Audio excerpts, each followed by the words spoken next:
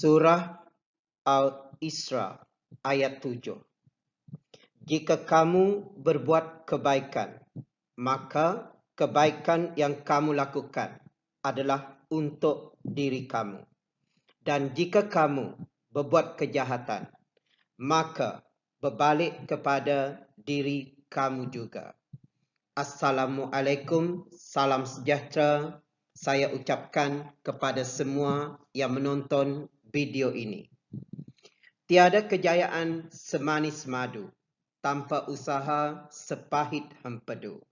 Pertemuan pada sesi ini adalah untuk perkongsian ilmu tentang sejarah perkembangan bahasa Melayu dengan pelajar-pelajar tingkatan 6 semester 1 yang akan menduduki peperiksaan bahasa Melayu kertas 1 910/1 Sijil Tinggi Persekolahan Malaysia. Saya, Cikgu Zulkarnain Perihin, berdoa agar ilmu yang dikongsikan ini membawa kemaslahatan buat semua yang menonton video ini. InsyaAllah. Bab pertama ialah asal-usul bahasa Melayu. Fakta pertama yang mesti diketahui oleh pelajar ialah definisi awal istilah Melayu berdasarkan sumber-sumber berikut. Pertama, batu bersurat bertarikh 4 Masihi di Dong Yen Chau, Vietnam Selatan. Batu bersurat ini menggunakan beberapa perkataan Melayu. Contoh, ian, yang, naga, naga, uran, orang, tijuh, tujuh. Sumber kedua daripada tokoh yang bernama M. Ptolemy dalam buku Geographic Syntaxis. Beliau menggunakan istilah Melayu Kolon merujuk kepada satu tempat di utara pantai timur iaitu Tanjung Kuantan. Sumber ketiga berdasarkan kitab Hindu Purba yang bernama Purana. Menggunakan kitab Hindu Purba ini menggunakan perkataan Melaya Diva yang merujuk kepada Pulau Sumatera. Sumber keempat ialah catatan pengembara Cina pada zaman dinasti Tang. Catatan ini mencatatkan sebuah kerajaan Melayu telah mengirimkan utusan ke negara Cina untuk mempersembahkan hasil bumi kepada Raja Cina. Sumber kelima ialah Kesusastraan Cina. Kesusastraan Cina mencatatkan bahasa yang dituturkan oleh penduduk Nusantara ialah bahasa Kunlun yang merujuk kepada bahasa Melayu kuno. Aising, seorang rahib Buddha, mencatatkan kata Melayu merujuk kepada dua buah kerajaan Melayu yang dilawatinya, iaitu Kerajaan Melayu di Sungai Batang dan Kerajaan Sriwijaya di Palembang. Sumber ketujuh ialah patung gangsa di Padang Rakore.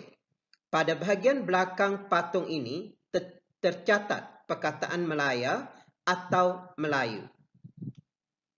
Fakta kedua ialah definisi Melayu dari segi etimologi. Etimologi maksudnya asal-usul sesuatu perkataan. Jadi, menurut tokoh yang bernama Zubil Usman, perkataan Melayu berasal daripada perkataan Himalaya yang dipendekkan menjadi Melaya. Dalam bahasa Jawa kuno, perkataan Melayu bererti mengembara yang merujuk kepada tindakan orang Melayu berpindah dari Yunan ke Nusantara. Batu bersurat Bukit Gombak 1 mencatatkan perkataan Melayu berasal daripada perkataan Melayapura yang bermaksud kota Melayu. Seorang tokoh yang bernama Bendetuk mengatakan perkataan Melayu bererti menyemberang yang merujuk sikap orang Melayu yang bertukar agama daripada Hindu Buddha kepada Islam. Dan sumber yang kelima, buku sejarah Melayu. Menurut buku ini, perkataan Melayu adalah nama sebatang sungai yang deras alirannya, iaitu Sungai Melayu. Fakta ketiga ialah definisi Melayu berdasarkan bangsa. Sumber pertama ialah Perlembagaan Persekutuan, perkara 153. Menurut Perlembagaan Persekutuan, perkara 153, Melayu merujuk kepada warga negara Malaysia yang lazimnya berbahasa Melayu, mengamalkan cara hidup Melayu dan beragama Islam. Satu lagi sumber iaitu Pertubuhan Pendidikan Sains Kebudayaan Pertubuhan Bangsa-Bangsa Bersatu PBB, iaitu UNESCO. Menurut UNESCO, Melayu merupakan satu keluarga bangsa yang mempunyai satu keluarga bahasa yang sama, bentuk tubuh yang hampir sama, berkulit seomatang, rambut lurus dan mempunyai ketinggian yang sederhana. Definisi ini merujuk kepada bangsa Melayu, Polinesia atau Austronesia. Fakta keempat ialah silsilah bahasa Melayu. Bermula dengan Pilum. Pilum ialah bahasa yang berusia 5,000 tahun, iaitu Austris.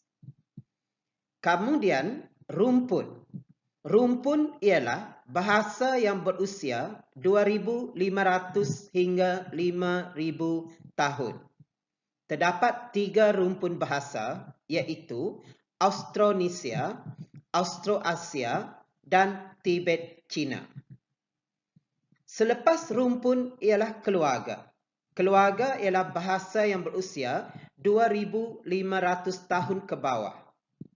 Dalam pelajaran ini, kita fokuskan kepada rumpun Austronesia, di mana dalam rumpun Austronesia ini terdapat 4 keluarga bahasa, iaitu Nusantara, Polinesia, Melanesia, Mikronesia.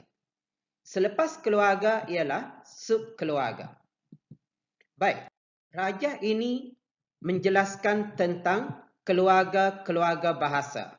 Bermula dengan Austris, rumpun Austronesia dan keluarga.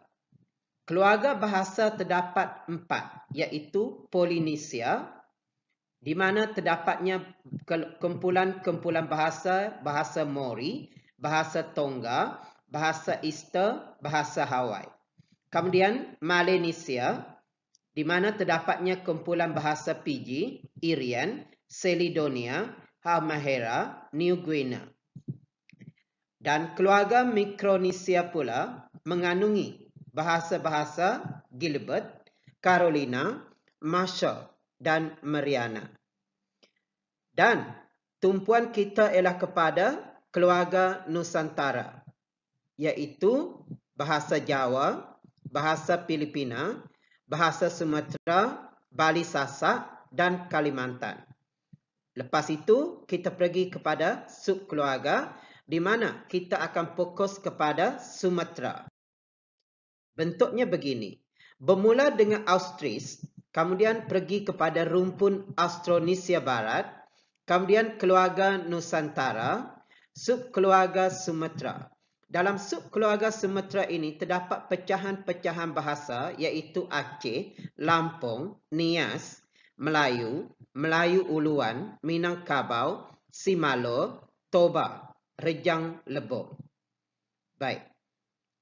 Di dalam kumpulan ini terdapatlah bahasa Melayu yang kita pelajari atau yang menjadi bahasa pertuturan di Malaysia, Indonesia, Brunei Darussalam, iaitu bahasa Melayu. Walau bagaimanapun, dalam cabang keluarga Nusantara ini terdapat lagi subkeluarga yang lain, iaitu Sulawesi. Dalam bahasa keluarga Sulawesi ini, terdapat bahasa-bahasa seperti Makassar, Bugis, Seko, Luwu, Pitu, Ulana Salu dan Manda. Kemudian kita ada bahasa Muna Butong, Butong Selatan, Kerompa, Wolio, Muna Butong, Layolo. Kemudian kita ada bahasa Bima Sumba. Dalam bahasa Bima Sumba ini, terdapat bahasa Bima Menggarai, Timur, Roti, Keroe, Kupang. Kemudian Ambon Timur, kita ada bahasa Alor, Ambelau, Aru, Banda, Helo, Rote, Kisau, Solo. Kemudian bahasa Sulabakot, iaitu bahasa Bacan, dialek-dialek Sula dan dialek-dialek Bacan.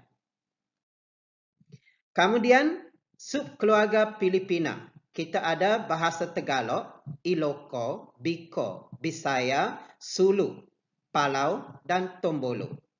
Okey, subkeluarga Sumatera yang saya beritahu tadi, di sinilah lahirnya bahasa Melayu. Terdapat bahasa-bahasa seperti bahasa Aceh, bahasa Minangkabau, Nias, Lampung, Batak, Orang Laut, Melayu, Rejang Lebong, Simalo dan Enggano. Kemudian subkeluarga Jawa, kita ada bahasa Sunda, Jawa, Madura. Subkeluarga Kalimantan, kita ada bahasa Iban, Kayan Kenyah, Melanau, Kelimatan. Kemudian subkeluarga Bali Sasak, kita ada bahasa Bali, bahasa Sasak, bahasa Sumbawa. Subkeluarga Gorontalo, kita ada bahasa Bulanga, Kaidipan, Gorontalo dan Buo. Subkeluarga Tomini, kita ada Tomini, Toli-Toli, Tinombo, Umalasa dan Dempelasa. Subkeluarga Toraja, kita ada bahasa Kaili, Varii, Otu, Pipikaro, Kulawi dan Leboni. Subkeluarga Loenan, kita ada Belantak, Bangai, Bobongko, Loenan. Dan yang terakhir, subkeluarga Bungku Laki. Kita ada bahasa Bongku Mori, Laki, Laiui, Landawe dan Mapote. Baik. Bab kedua ialah bahasa Melayu kuno. Bahasa Melayu kuno bermula pada abad ke-4 Masihi. Berdasarkan penemuan sebuah prasasti berbahasa Melayu di Dong Yin Chow di Teluk Taureni, Vietnam. Ciri-ciri bahasa Melayu kuno ialah sistem tulisan dan ejaannya, morfologi dan kosakata. Baik, dari segi sistem tulisan, kita harus ingat bahasa Melayu kuno menggunakan tulisan pelaba. Tulisan pelaba ada dua jenis, iaitu pelaba awal, pelaba kemudian. Beza antara pelaba awal dan pelaba kemudian ini ialah pelaba kemudian aksaranya sama tinggi seolah-olah ditulis di antara dua garisan. Manakala pelaba awal ditulis besar-besar. Okey, dari segi sistem ejaan, untuk melihat ciri dalam aspek ini, kita kena bandingkan bahasa Melayu kuno dan bahasa Melayu moden. Bahasa Melayu kuno menggunakan konsonan W menggantikan konsonan B. Jadi, semua perkataan yang bermula dengan B semasa bahasa Melayu kuno bermula dengan W. Contohnya, ulan, riwu, watu, ulo. Dalam bahasa Melayu moden, semua W itu ditukar kepada huruf B. Kemudian yang kedua, boka imperfect tidak digunakan dalam bahasa Melayu kuno. Ia dihilangkan atau digantikan dengan boka A. Contohnya ejaan dengan. Dengan dalam bahasa Melayu moden D-E-N, G-A-N. Tetapi dalam bahasa Melayu kuno, dangan, D-A-N, G-A-N. Atau dihilangkan huruf E itu terus, D-N-G-A-N.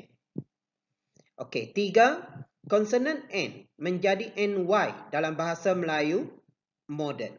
Contohnya, dalamna, bahasa Melayu moden, dalamnya. Mulana, mulanya. Uahna, buahnya. Okey, yang keempat, bahasa Melayu kuno banyak menggunakan konsonan yang diucapkan dengan hembusan. Misalnya, de, ke, be, pe, ta. Contohnya, bumi, B-U-M-I dalam bahasa Melayu moden. Dalam bahasa Melayu kuno dieja B-H-U-M-I. Duka, D-U-K-A. Bahasa Melayu kuno dieja D-H-U-K-A. Pahala, P-A-H-A-L-A. Dalam bahasa Melayu kuno ejaannya P-H-A-L-A. Kemudian yang kelima, konsonan H telah ditiadakan dalam bahasa Melayu moden. Contohnya, hao. Dalam bahasa Melayu moden, ao. Kita buang H. Saya, dalam bahasa Melayu kuno, sahaya. Fonem M sama dengan NG dalam bahasa Melayu moden. Contohnya, yam. Dalam bahasa Melayu moden, ejaan ialah Y-A-N, Y-A-N-G, yam. Datam, datang. Dalam aspek morfologi, perbezaan antara bahasa Melayu kuno dan bahasa Melayu moden ialah dari segi imbuhan awalan ma. Bahasa Melayu kuno menggunakan awalan ma, kemudian bahasa Melayu moden menukarnya kepada be. Contohnya, melari, berlari, melapas, berlepas. Awalan ni menjadi ni. Contohnya, ni makan, dimakan. Ni unuh, dibunuh. Awalan fa menjadi be. Contohnya, peruat, berbuat. Pelari, berlari. Dan yang keempat, awalan men menjadi men. Contohnya, menuat, menwawa, membawa. Menuat, membuat. Mewawa, membawa. Awalan maka dan akhiran a tidak digunakan lagi dalam bahasa Melayu moden. Contohnya, maka sakit. Dalam bahasa Melayu moden disebut menjadi sakit. Maka gila, menjadi gila. Datua, menjadi datu sahaja. Okey. Akhiran i sama seperti digunakan dalam bahasa Melayu moden. Contohnya, menghidupi, menghidupi. Ni ujari, diujari.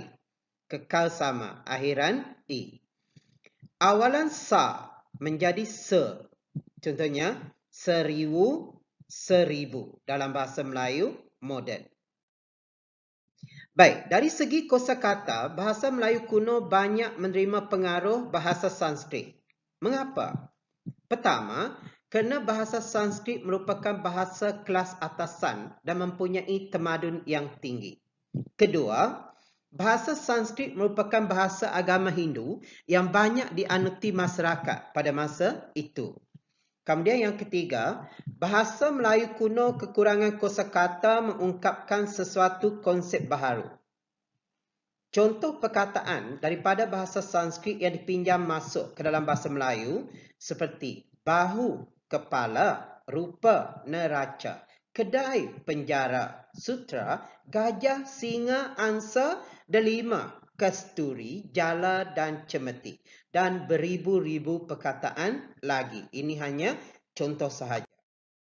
Kemudian, bahan bukti batu bersurat. Pada masa bahasa Melayu kuno terdapat 5 batu bersurat, iaitu batu bersurat Kedukan Bukit 683 Masihi, batu bersurat Talang Tua 684 Masihi, batu bersurat Kota Kapur dan batu bersurat Karang Berahi 686 Masihi, dan yang terakhir batu bersurat Ganda Suli yang dijumpai di Kedu, Jawa Tengah 823 Masihi.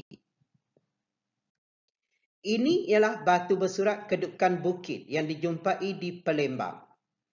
Batu bersurat ini merupakan bukti terawal penggunaan bahasa Melayu kuno dalam bentuk tulisan. Batu bersurat ini menggunakan huruf Falava yang berasal dari India Selatan. Kandungannya adalah mengenai kisah pelayaran seorang raja bersama dengan 20,000 orang tentera untuk mendapatkan kuasa sakti agar kerajaan Sriwijaya memperoleh kemakmuran. Batu bersurat kedua ialah batu bersurat Talang Tua Palembang. Batu bersurat ini juga menggunakan tulisan Falaba. Kandungannya adalah tentang pembinaan sebuah taman oleh Raja Jayanasa dengan harapan tindakan baginda dapat memberikan kebahagiaan kepada semua makhluk. Dan batu bersurat ini mengandungi doa agar rakyat jelata memperoleh hasil tanaman dan ternakan yang banyak dan hidup bahagia. Fakta ke-13 ialah batu bersurat Kota Kapur yang dijumpai di Pulau Bangka. Batu bersurat ini pun ditulis menggunakan tulisan Falaba.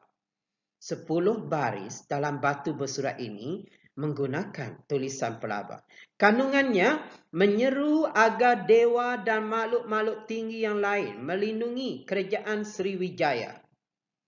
Menyeru dewa dan makhluk-makhluk tinggi agar memberikan kebahagiaan kepada sesiapa sahaja yang mengabdikan diri kepada kerajaan Sriwijaya dan mengutuk sesiapa yang tidak setia kepada kerajaan Sriwijaya. Fakta ke-14 ialah batu bersurat Karang Berahi yang dijumpai di Hulu Jambi. Isi kandungannya sama dengan batu bersurat Kota Kapur dan tulisannya pun sama menggunakan tulisan Falaba. Fakta ke-15 ialah batu bersurat Ganda Suli yang dijumpai di daerah Kedu. Batu bersurat ini tulisannya lain daripada 4 batu bersurat tadi. Semua batu bersurat tadi, Kedukan Bukit, Talang Tua, Kota Kapur, Karang Berahi ditulis dalam tulisan Falaba. Hanya Ganda Suli sahaja ditulis dalam tulisan Negiri. Tulisan Negiri ini berasal dari utara India, iaitu Negiri ialah nama sebuah daerah di utara India. Batu bersurat Ganda Suli ini memberi gambaran bahawa bahasa Melayu kuno bukan sahaja tersebar di kawasan yang menggunakan bahasa Melayu, iaitu di Sumatera, tetapi juga di kawasan yang penduduknya menggunakan bahasa Jawa, iaitu di Pulau Jawa. Okey, bab ketiga ialah bahasa Melayu klasik. Bahasa Melayu klasik ini bermula dari abad ke-14 hingga abad ke-18. Bahasa Melayu klasik, ciri yang pertama ialah dari segi tulisan, menggunakan tulisan Jawi yang menggunakan aksara Arab yang disesuaikan dengan bunyi bahasa Melayu.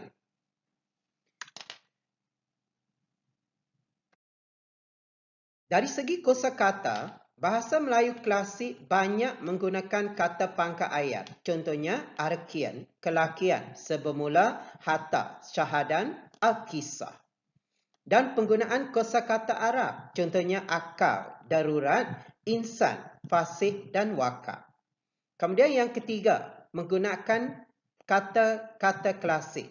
Contohnya, amarah, berahi, hilang, masgur. Dan penggunaan petika, contohnya punlah. Dari segi morfologi, macam yang diterangkan dalam bahasa Melayu kuno tadi, iaitu dari segi awalan. Bahasa Melayu klasik menggunakan awalan ber, di dan men. Yang masa bahasa Melayu kuno, awalan ber itu ialah ma, awalan di ialah ni, awalan men ialah man. Okey, contoh mawawa, masa bahasa Melayu klasik membawa.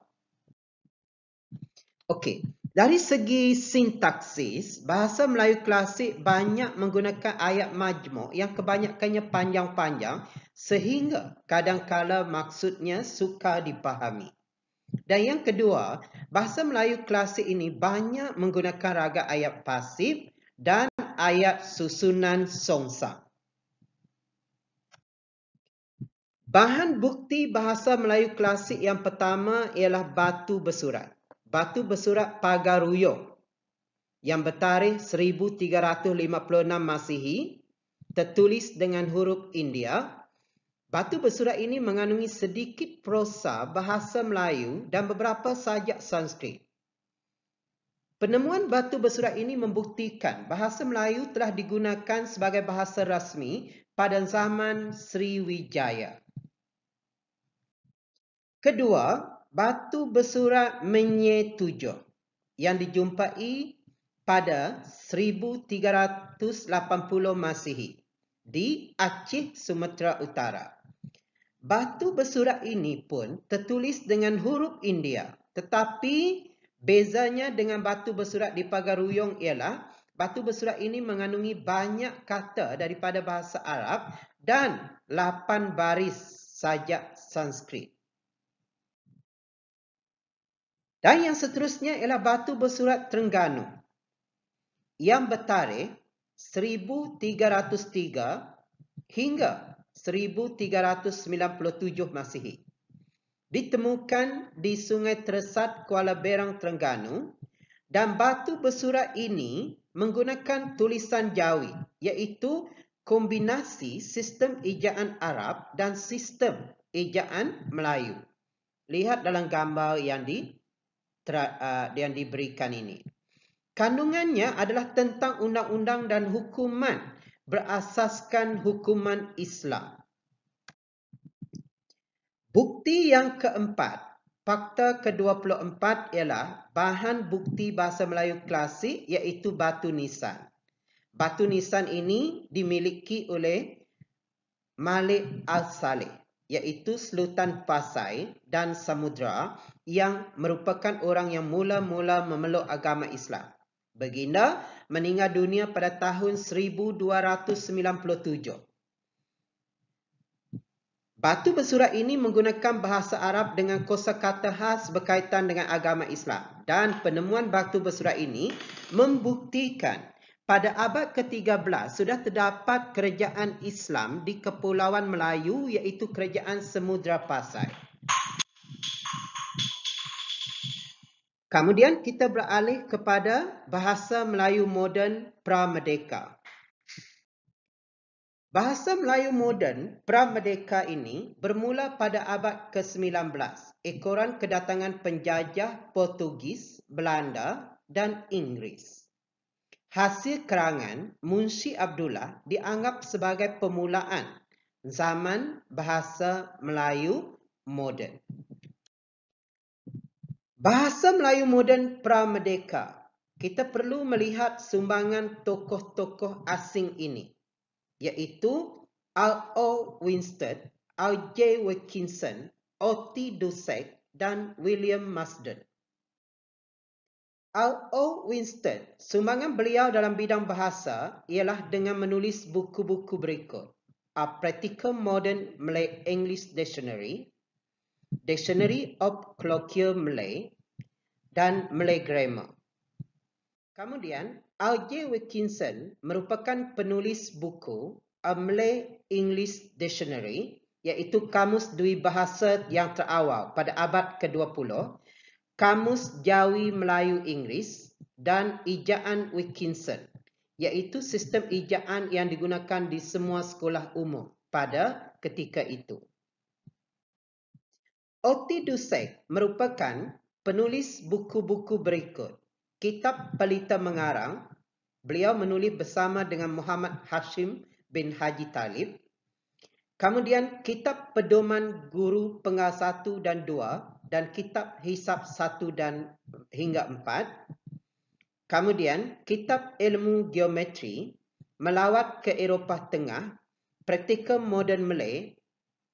Ini adalah buku yang dihasilkan oleh O.T. Dusek. Manakala William Marsden, sumbangan beliau dalam bidang bahasa ialah dengan menulis buku-buku berikut, iaitu A Dictionary of the Malay Language, A Grammar of the Malay Language. Beliau merupakan orang pertama yang memperkenalkan pola keselarasan vokal bagi perkataan bahasa Melayu. Kita ada 4 orang tokoh tempatan yang agak terkenal, ialah Abdullah Munshi, Raja Ali Haji, Major Datuk Haji Muhammad Said bin Haji Sulaiman, Zainal Abidin bin Ahmad. Abdullah Munshi, sumbangan beliau dalam bidang bahasa ialah dengan menulis buku-buku berikut: Kisah Pelayaran Abdullah ke Kelantan, Cerita Kapal Asap, Syair Singapura Terbakar, Hikayat Abdullah, dan Kisah Pelayaran Abdullah ke Jeddah. Raja Ali Haji, sumbangan beliau dalam bidang bahasa ialah dengan menghasilkan karya-karya berikut, iaitu Salasilah Melayu dan Bugis, Taufat An-Nafis, Bustanu Katibin, Gurindam 12, Syair Suluh Pegawai, dan Syair Sultan Abdul Muluk. Major Datuk Haji Muhammad Said bin Haji Sulaiman merupakan penulis buku Katan, iaitu buku Katan ialah kamus yang ditulis dengan tulisan Jawi. Kemudian, beliau juga ialah penulis buku Jalan Bahasa Melayu, iaitu buku tata bahasa. Kemudian, buku-bukunya yang lain seperti perkataan-perkataan berangkap, penokok dan penambah dalam bahasa Melayu, tanda-tanda bagi perhentian, dan buku ketetapan hejaan Melayu.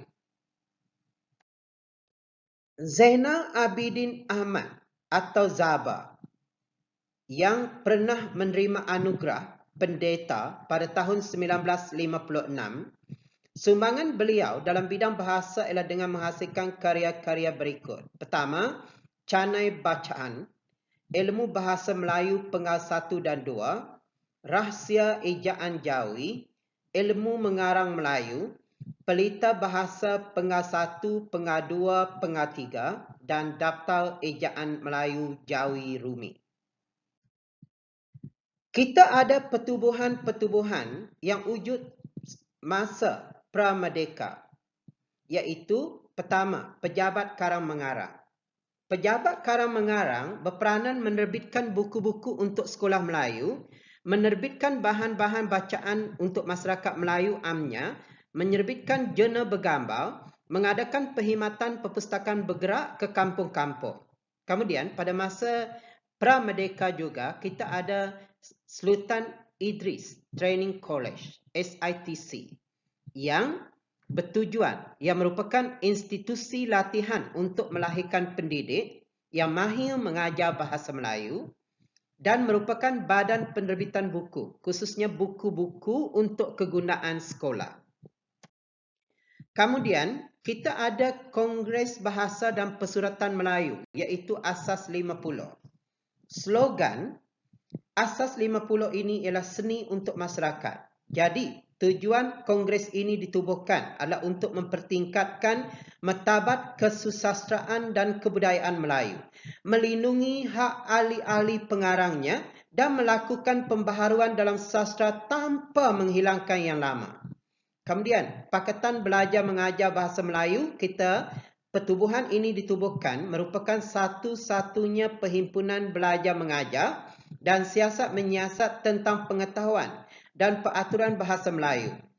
Pemilihan tulisan Jawi sebagai tulisan rasmi bahasa Melayu, penstandardan dan penyeragaman ejaan Jawi, serta menyusun buku Jalan Bahasa Melayu atau Tata Bahasa Bahasa Melayu. Ada satu pertubuhan yang dinamakan Jawi Peranakan. Jawi Peranakan ini ialah akhbar pertama yang diterbitkan di Malaysia. Jawi Peranakan ialah nama satu golongan masyarakat kacukan India Melayu yang meletakkan kepentingan mereka sebagaimana kepentingan Melayu dengan menggunakan cogan kata. Tawakal itu sebaik-baik bekal. Kemudian kita beralih kepada bahasa Melayu moden pasca merdeka. Anda semua pasti kenal tiga orang tokoh ini, iaitu Profesor Emeritus Datuk Dr. Nik Sepia Karim, Profesor Emeritus Datuk Dr. Asmah bin Haji Omar, dan Datuk Dr. Hassan bin Ahmad. Profesor Emeritus Datuk Dr. Asmah bin Haji Omar merupakan tokoh akademik negara 2011, anugerah daripada Kementerian Pendidikan Malaysia. Beliau merupakan penulis buku seperti Essay of Malaysian Linguistics, The Iban Language of Sarawak, Nahu Melayu Mutakil, Bahasa Melayu Saintifik, Aspek Bahasa dan Kajiannya, Rekonstruksi Kata dan Bahasa Melayu Indok, Setia dan Santun Bahasa, Ensiklopedia Bahasa Melayu. Saya ada beli semua buku ini. Nahu Melayu Kemas Kini. Manakala Profesor Emeritus Datuk Dr. Nik Sepiah Karim, penulisan beliau yang terpenting seperti Bahasa Melayu Saintek, beberapa persoalan sosio-linguistik Bahasa Melayu, Bahasa Melayu Persoalan dan Pergolakan, Sosio-linguistik Bahasa Melayu dan Pengajaran, dan beliau merupakan salah seorang penulis dan penyusun Kamus Tata Bahasa Dewan, Malay Grammar for Academic and Professionals, Yang Indah Itu Bahasa, Liku-Liku Bahasa. Tokoh Akademik Negara 2012 anugerah daripada Kementerian Pendidikan Malaysia ini, iaitu Profesor Emeritus Datuk Dr. Nik Sepiah Karim, mempunyai kepakaran dalam bidang tata bahasa dan sosiolinguistik. Datuk Dr. Hassan Ahmad, penulisan beliau yang penting ialah Syair, sebuah buku yang bertajuk Bahasa Sastra, buku cetusan fikiran Hassan Ahmad, dan Keluar Jendela. Beliau yang pernah menerima anugerah Tokoh Pembangunan Buku Negara pada tahun 2005 turut berperanan penting dalam usaha menyelaraskan ejaan dan istilah antara bahasa Melayu di Malaysia, Indonesia dan Brunei Darussalam. Akta-akta yang berkaitan dengan pelaksanaan bahasa Melayu ialah Perkara 152 Perlembagaan Persekutuan, Akta Dewan Bahasa dan Pustaka 1959, Akta Bahasa Kebangsaan 1963, Akta Hasutan 1948 dan Akta Pendidikan 1996. Kita lihat yang pertama, Perkara 152 Perlembagaan Persekutuan. Semua rakyat Malaysia mesti tahu Perkara 152 Perlembagaan Persekutuan. Dalam Perlembagaan Persekutuan, Perkara 152 dicatatkan, bahasa kebangsaan ialah bahasa Melayu dan hendaklah ditulis dalam apa-apa tulisan sebagaimana yang diperuntukkan dalam undang-undang oleh Parlimen. Penetapan ini disertai dengan syarat-syarat berikut. Tiada sesiapa pun yang boleh dilarang atau dihalang daripada menggunakan bagi apa-apa maksud lain daripada maksud rasmi atau daripada mengajar atau belajar apa-apa bahasa lain. Dan tidak ada apa-apa jua dalam pasal ini boleh menyentuh hak kerajaan persekutuan atau hak mana-mana kerajaan negeri bagi memelihara atau meneruskan penggunaan dan pengajian bahasa mana-mana kaum lain dalam persekutuan. Dalam akta ini jelas ditekankan bahasa kebangsaan bukan bahasa rasmi. Jadi, apa bezanya bahasa kebangsaan dan bahasa rasmi? Bahasa kebangsaan ialah satu bahasa yang dipakai oleh setiap individu, kumpulan, badan swasta dan awam dalam sesebuah negara dalam semua bidang atau aktiviti kehidupan. Manakala bahasa rasmi ialah bahasa yang digunakan oleh kerajaan dalam urusan pentadbirannya. Akta Dewan Bahasa dan Pustaka 1959 Pindaan 1995 membolehkan tertubuhnya Lembaga Pengelola Dewan Bahasa dengan matlamat untuk memantapkan usaha bagi menggalakkan perkembangan bahasa dan kesusastraan Melayu di Malaysia. Berdasarkan Seksyen 5 Akta ini, tujuan penubuhan Lembaga Pengelola Dewan Bahasa dan Pustaka adalah memperkembangkan dan memperkaya bahasa kebangsaan, memperkembangkan bakat sastra khususnya dalam bahasa kebangsaan dan menstandardisasikan ejaan dan sebutan serta membentuk istilah-istilah teknikal yang sesuai dengan bahasa kebangsaan. Akta Bahasa Kebangsaan 1963 dan 1967, menurut akta ini, selepas 1 September 1967, bahasa kebangsaan hendaklah digunakan bagi maksud-maksud rasmi. Urusan rasmi kerajaan, baik dilaksanakan secara lisan atau tulisan, perlu menggunakan bahasa kebangsaan kerana akta ini diwujudkan untuk memperkukuh kedudukan bahasa Melayu sebagai bahasa kebangsaan. Akta Hasutan 1948 mengatakan isu bahasa diklasifikasikan sebagai isu sensitif yang tertaluk di bawah Akta Hasutan 1948. Menurut akta ini, sesiapa sahaja yang mempersoalkan kedudukan mana-mana bahasa akan dianggap sebagai melakukan kesalahan menghasut. Kedudukan bahasa Melayu sebagai bahasa kebangsaan dan bahasa rasmi di Malaysia tidak boleh dipersoalkan lagi. Akta Pendidikan 1996 diwujudkan untuk memperkukuh kedudukan bahasa Melayu sebagai bahasa pengantar atau bahasa ilmu. Menurut akta ini, bahasa kebangsaan menjadi bahasa pengantar utama di semua institusi pendidikan dalam sistem pendidikan kebangsaan kecuali sekolah jenis kebangsaan yang ditubuhkan di bawah Seksyen 28 atau mana-mana institusi pendidikan yang dikecualikan. Bahasa Melayu harus diajar sebagai mata pelajaran wajib jika sesuatu terdika menggunakan bahasa-bahasa lain sebagai bahasa pengantar.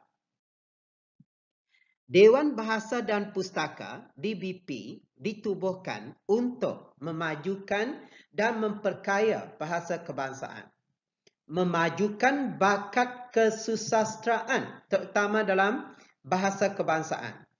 Kemudian, DBP juga berperanan untuk mencetak atau menerbitkan atau membantu usaha pencetakan atau penerbitan buku-buku, risalah-risalah dan bentuk-bentuk kesusastraan lain dalam bahasa kebangsaan atau bahasa-bahasa lain. Kemudian, menyeragamkan ejaan dan bunyi sebutan serta menggubah istilah-istilah yang sesuai dengan bahasa kebangsaan serta menyusun dan menerbitkan sebuah kamus bahasa kebangsaan. Perancangan bahasa Melayu pula, apakah yang dimaksudkan dengan perancangan bahasa Melayu? Perancangan bahasa Melayu ialah usaha yang dilakukan secara sistematik untuk membina dan memperkembangkan bahasa Melayu.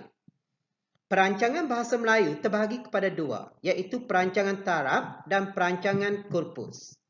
Perancangan taraf maknanya usaha meluaskan dan meningkatkan taraf penggunaan atau peranan bahasa Melayu dalam masyarakat melalui ketetapan dasar-dasar bahasa. Kemudian, perancangan korpus merupakan usaha membina dan memperkembangkan aspek bahasa yang meliputi tata bahasa, ejaan, sebutan, kamus dan istilah. 4 peringkat perancangan bahasa Melayu bermula dengan peringkat perancangan, di mana pada peringkat perancangan ini kita buat keputusan tentang dasar, kita kumpul data dan kemudian kita susun strategi. Kemudian masuk ke peringkat kedua iaitu pelaksanaan. Kita akan buat pengikutan atau kodifikasi serta pemupukan. Kemudian pergi kepada pemasyarakatan, iaitu penerapan korpus-korpus bahasa yang telah dirancang untuk digunakan oleh masyarakat. Dan akhir sekali, menilai dan melihat hasil atau kesan pada peringkat pemasyarakatan. Daripada penilaian ini, maka kita akan baiki segala kelemahan-kelemahan yang diperoleh. Baik, apa yang dimaksudkan dengan perancangan taraf ialah ketetapan dasar bahasa, iaitu bahasa Melayu sebagai bahasa rasmi, bahasa Melayu sebagai bahasa pengantar, bahasa Melayu sebagai bahasa kebangsaan. Sebagai bahasa rasmi, bahasa Melayu digunakan dalam situasi rasmi negara. Tapi ingat, bahasa resmi sesebuah negara tidak semestinya dipilih daripada bahasa pribumi. Bahasa resmi sesebuah negara tidak semestinya diangkat sebagai bahasa kebangsaan. Ini adalah konsep. Okey. Bahasa Melayu sebagai bahasa pengantau di mana ia menjadi medium dalam proses pengajaran dan pembelajaran di institusi pendidikan yang meliputi semua peringkat pengajian. Bahasa kebangsaan pula ialah bahasa yang dapat melambangkan jati diri dan semangat kebangsaan sesuatu bangsa dan negara. Bahasa kebangsaan ini dipilih daripada bahasa pribumi. Perancangan korpus ialah usaha memodernkan bahasa Melayu dalam 5 aspek yang saya sebutkan teksi. T mewakili tata bahasa, E mewakili ejaan, K mewakili kamus, S mewakili sebutan dan I ialah istilah. Untuk dua proses perancangan korpus ialah kita ada pengegutan atau kodifikasi. Pengegutan atau kodifikasi ini bermaksud penyeragaman untuk menghasilkan satu variasi yang standard, seragam dan sempurna. Contohnya, penggunaan bahasa baku dari segi sebutan. Penggunaan kamus dewan untuk merujuk mana-mana perkataan yang terdapat dalam bahasa Melayu. Menggunakan ejaan Rumi. Okey, dan kita menggunakan sistem tata bahasa yang seragam. Kemudian, pemupukan pula ialah usaha memodernkan bahasa Melayu supaya boleh menjadi bahasa yang saling terjemah dengan bahasa Melayu moden yang lain. Contoh, istilah. Dahulu tidak ada istilah media sosial, tapi sekarang ada. Jadi, kita kena juga terima bahas perkataan-perkataan seperti TikTok, Facebook dalam bahasa Melayu. Kena bahasa Melayu ini jika hendak dinaik taraf sebagai bahasa moden, maka ia mesti bersifat saling terjemah dengan bahasa moden yang lain di seluruh dunia. Okey, kita pergi kepada tajuk yang terakhir iaitu unsur asing dalam bahasa Melayu. Terdapat 5 bahasa yang banyak mempengaruhi bahasa Melayu iaitu bahasa Sanskrit, bahasa Arab, bahasa Portugis, Belanda dan Inggeris. SAPBI. SAPBI. Okey. Sebab-sebab berlakunya peminjaman daripada semua bahasa itu tadi ke dalam bahasa Melayu, pertama, bertujuan untuk memperkaya korpus bahasa Melayu. Kedua, keperluan masyarakat untuk mengungkapkan sesuatu, keperluan untuk menamakan sesuatu benda, konsep atau fenomena baru. Kemudian, perkataan dalam bahasa Melayu tidak menepati maksud yang dikehendaki. Dan kelima, kekerapan penggunaan perkataan asing itu lebih tinggi. Kemudian yang keenam, untuk menjadikan bahasa Melayu sebagai bahasa moden, maka beberapa perkataan daripada bahasa lain perlu dipinjam masuk ke dalam bahasa Melayu. Jenis-jenis peminjaman. Pertama, peminjaman tulis. Peminjaman tulis ini dilakukan secara penuh. Contohnya, matematik. Dipinjam daripada bahasa Inggeris. Bonus. Dipinjam daripada bahasa Inggeris. Kemudian, peminjaman maksud. Kata bahasa asing diberikan maksud baru. Contohnya, resort, iaitu inap desa. Peminjaman kacukan. Ciri-ciri budaya asing ada persamaan dengan budaya bahasa Melayu. Contohnya, kasut boot, baju kot.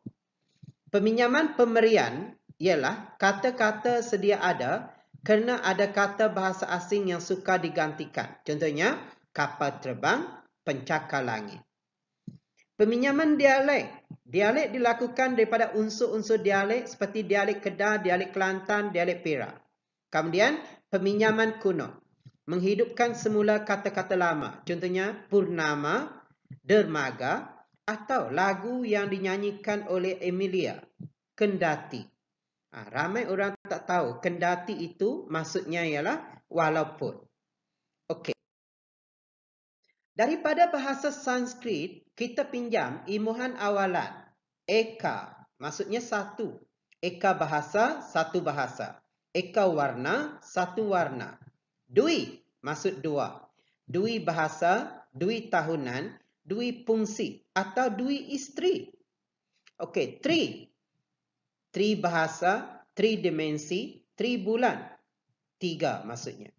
Panca. Panca maksudnya 5. Contohnya, panca indera.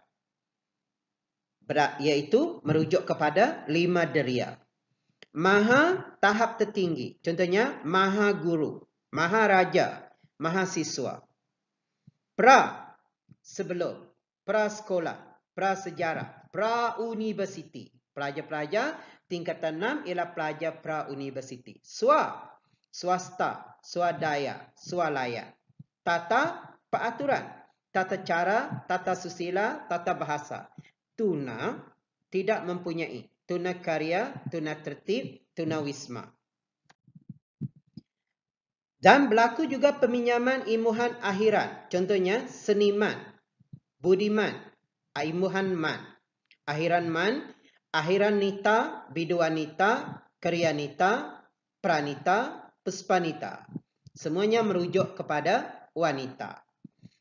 Wan, sastrawan, jutawan, hartawan, karyawan, usahawan. Orang selalu kata, guru bukanlah jutawan di dunia. Tetapi guru merupakan jutawan akhirat. Mengapa? Pikir-pikirkan. Okey, wati, wirawati, pragawati, seniwati, sukarelawati. Dan kita pinjam banyak kosakata daripada bahasa Sanskrit masuk ke dalam bahasa Melayu. Contohnya, asmara, neraka, surga, senjakala, saudara, purnama, cempaka, bendahari, menteri, teratai. Janda, harga, dan lain-lain. Kemudian, bahasa Arab. Daripada bahasa Arab, kita buat peminjaman konsonan. Contohnya, konsonan F. Fajar, daftar, takrif. G atau jihaz, gaib, lohat. K, khabar, tarikh. Q, Quran, istiqamah. SY, syarat, masyarakat. Z, zuriat, khazanah. Dan ada kosakata contohnya azimat, akhirat, balik, bahas, darjat, mahkamah, nujum, petua, syaitan, yakni, yakin, zalim, zaman, dan lain-lain. Daripada bahasa Arab juga, kita buat peminjaman ilmuhan akhirat. Contohnya, ilmuhan membentuk kata nama perempuan. Contohnya, karya, ustazah, hajah, soleha, muslimah. Membentuk kata nama perempuan yang membawa maksud jamak. Muslimat, hadrat, mukminat, musyrikat. Membentuk kata adjektif iaitu akhiran i. Abdi, azali, insani, amali. Akhiran iyah membentuk kata adjektif. Alamiah, lahiriah, jahiliah. Membentuk kata nama bagi lelaki, akhiran in, muslimin, hadirin, mukminin, musyrikin. Dan akhiran wi membentuk kata adjektif duniawi, maknawi, kimiawi. Daripada bahasa Parsi, kita meminjam ilmuhan awalan bi yang bermaksud tidak. Biadab, tidak beradab. Bilazim, tidak lazim. Bitara, tiada tara atau tiada tandingan. Okey, kosakata daripada bahasa Parsi yang dipinjam ke dalam bahasa Melayu, contohnya andam, badam, bahari, bandar, cogan, cokma, pidaus, firman, gandum, geram, johan, juada, kawin, kapur, laksa, lawak, nahoda, pinggan, sedaga, seluar, teraju zaman. Okey, bahasa-bahasa Indonesia, antara kosakata dipinjam daripada 4 bahasa ini iaitu bahasa Jawa, bahasa Sunda, bahasa Banjar, bahasa Minangkabau. Bahasa Jawa, antara perkataan yang dipinjam daripada bahasa Jawa ialah andai, anggap, bagus, batik, beres, dingin, enak, kejam, lakon, leluasa, lucu, mendung, menginap, nyaman, oleh-oleh, pamer, penting, ratu, saring, tamu, tulis, urus, waras, warung, wayang. Okey, bahasa Sunda, akang, balong, dodo, molo, pincut, tahapan, timburu. Bahasa Banjar, bini, bisa, balah, cangkir, cibok, kena, ketulahan. Okey, bahasa Minangkabau, acak, banggal, bancak, gerai, kacang, mumuk, pondek, rombing, satir, toboh, udar. Bahasa Cina, kosakata yang dipinjam seperti kuntau. Kuntau ialah silat. Pongkes, amoy, apek, lobak, samseng, tokong, sampan, pangking. Pangking ialah bilik tidur. Gincu, koyok, tauhu, teko, dacing, sempua, camca. Bahasa Tamil, seloka, gurinda, katil, tali, guni, kendi, peti, cerut, bapa, mak, kakak, apam, canai, kari, coli, cori, pondan, mempelai, keledai, negeri. Okay. Bahasa Portugis, baudi, bangku, bendera, meja, mentega, tembakau, tuala, kemeja, sepatu, armada, palsu, tinta, jendela, beranda, bomba. Bahasa Belanda, korupsi, whistle, komental, ongkos, laci, kursus, kamar, pabrik, permisi pak, permisi, rokok, bakoni, duit, dansa, pam dan senapang. Daripada bahasa Inggeris, kita pinjam imbuhan awalan, anti. Anti maksudnya menentang, anti kemajuan, anti Amerika. Imbuhan anti ini, kalau bersama dengan kata nama khas, mesti ada tanda sempang. Kalau tidak, dengan kata nama am, semua mesti diijab bercantum. Okey. Auto maksudnya bergerak sendiri. Contohnya automatic. Kereta, automatic, automobil. Okey, makro maksudnya besar atau banyak. Makroekonomi, mikroskopi. Mikro, halus atau kecil. Mikroskop. Mono, satu atau tunggal. Monolog, monodrama. Multi ialah kepelbagaian. Multibangsa, multifungsi.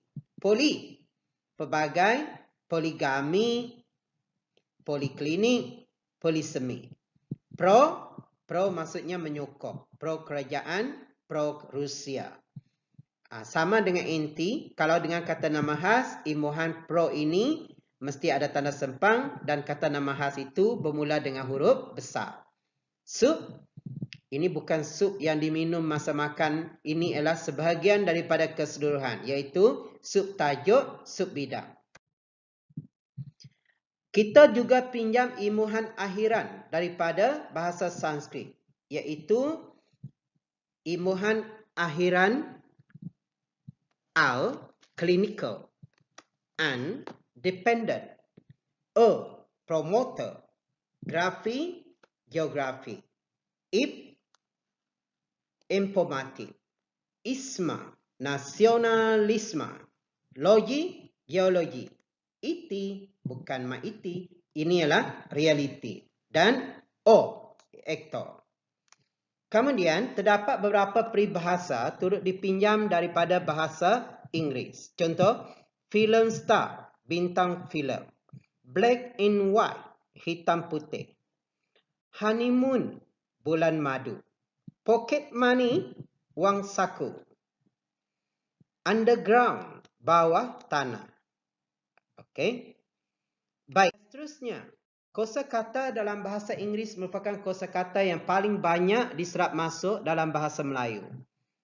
Beribu rasanya, tetapi untuk sesi ini saya bagi contoh-contoh ini. Contohnya aiskrim, emporium, plastik, toleransi, zoo, discount, audien, business, definisi, artis, composer, zip, university, publicity, gelas, audit, emporium, mechanic, slogan, whistle, dan jurnal, dan lain-lain. Anak-anak pelajar yang saya kasihi, memberi bukan membuatkan kita rugi. Bahkan itulah kunci untuk kita lebih banyak menerima. Kebaikan yang kita kongsikan bukan bermakna kita kurang dan mereka pula lebih. Tetapi sebenarnya kita yang mendapat lebih banyak manfaat daripadanya. Akhir kata daripada saya bacakan surah Al-Insan ayat 8 hingga 9. Dan mereka berkongsi makanan yang disukainya kepada orang miskin, anak yatim dan orang yang ditawan. Sesungguhnya kami memberi makanan kepadamu hanyalah kerana mengharapkan keredaan Allah. Kami tidak mengharapkan balasan dan terima kasih daripada kamu. Dengan itu, saya sudahi dengan ucapan Assalamualaikum. Saya doakan semua berjaya dalam Kertas Bahasa Melayu Pengal 1 Semester 1. Cuba dapatkan grade A kerana Pengal 1 pembawaan markahnya agak banyak untuk markah keseluruhan selepas berakhirnya Pengal 3 nanti. Yakin boleh, anda pasti boleh. Tidak ada yang tak boleh. Hanya anda yang boleh mendapatkan grade A+. Sekian, terima kasih.